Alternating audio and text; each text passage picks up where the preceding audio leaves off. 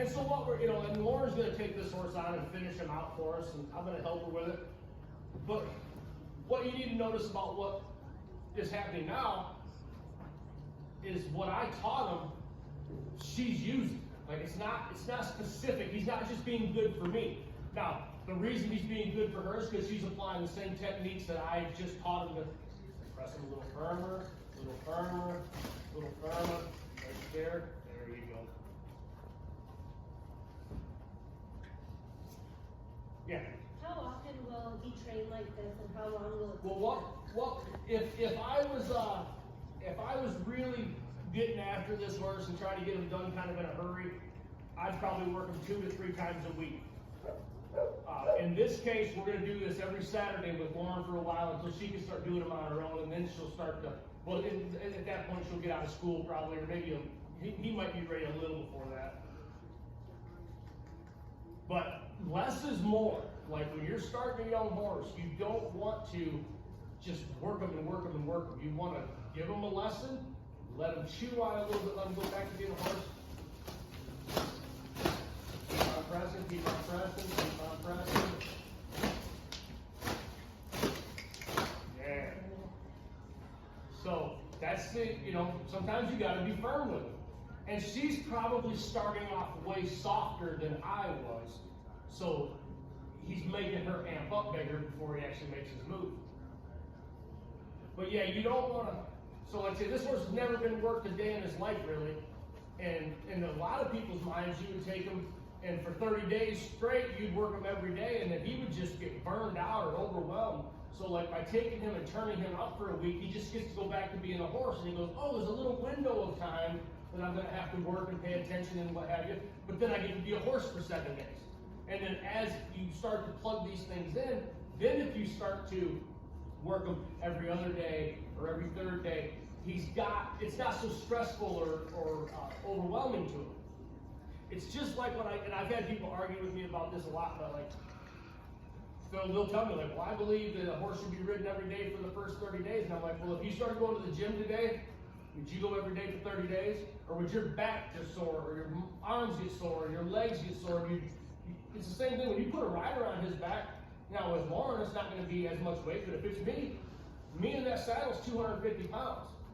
You ride him today, you don't think he's going to be a little sore in his back tomorrow, just to exercise? Well, then if I get back on his back tomorrow, now his back's hurt, I put that 250 pounds back up there again, and I ride him, and about day 3 or 4, he's like not looking forward to me coming and getting him because his back's already hurt and it gets worse every day. And he has no other way of telling me that his back is hurting other than at the best case scenario, just bad behavior. But at the worst case, he might freak out and buck me off because he has no other way of saying, I'm hurting.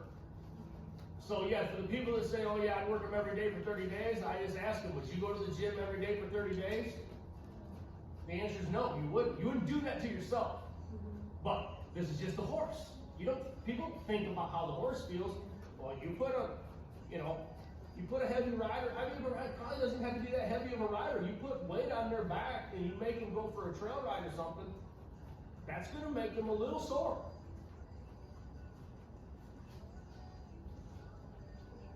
Now, they'll make that turn pretty nice. Just have them do a circle or so and then let your energy down. And if you want to start by running with the stick, that's fine. If you're comfortable going into his shoulders, just spend some quiet time with him. And then see how he's licking and chewing, low head, approaching her respectfully. He's not aggressively pushing in there. And see how he's reaching out to smell her? That's what you want. You gotta get their focus, their attention, their eye.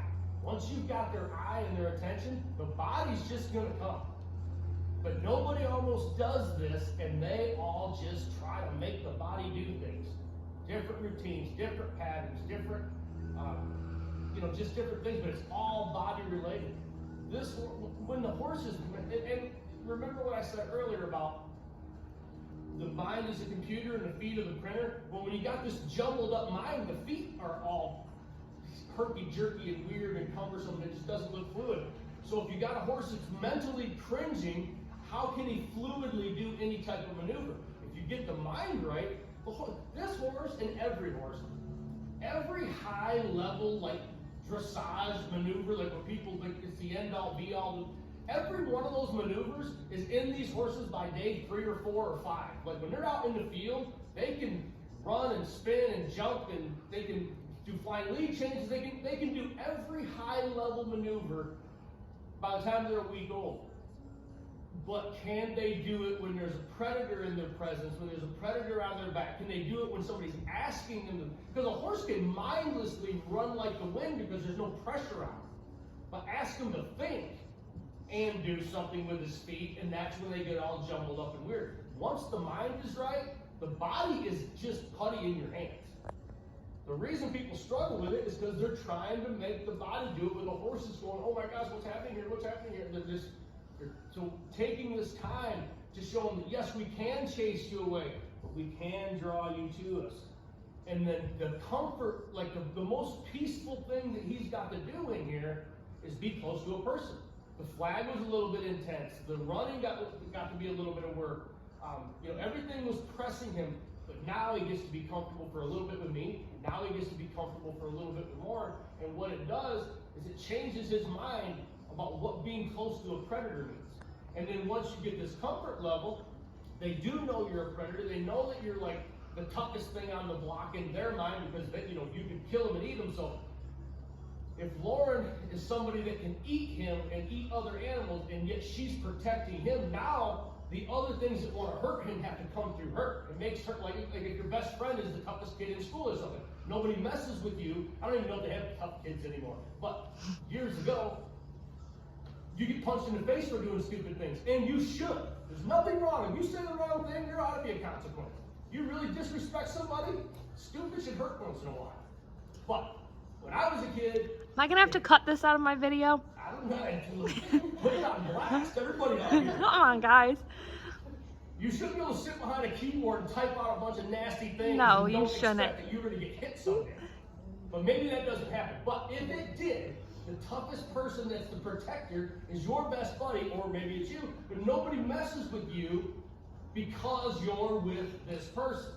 Well, that's what you become to this horse. You become a predator that's dominating the whole world in their mind, and they trust you. And nothing can mess with you when they're there. And it's even the same, like you go out and catch a horse in another field, and a horse that may be very low on the pecking order, when you're there, you can walk through and push off the most dominant horse in the field, and they're like, oh my gosh, like Rain Man got out of the way of Tim, or Top Secret, or Chant. Like, they know these horses are the dominant horses, but when we walk through, those horses push off of our space, and then this little horse that's getting his butt kicked every day gets to walk through the main crowd, and nobody, like, they all respect him by virtue of respecting the person that's handling him.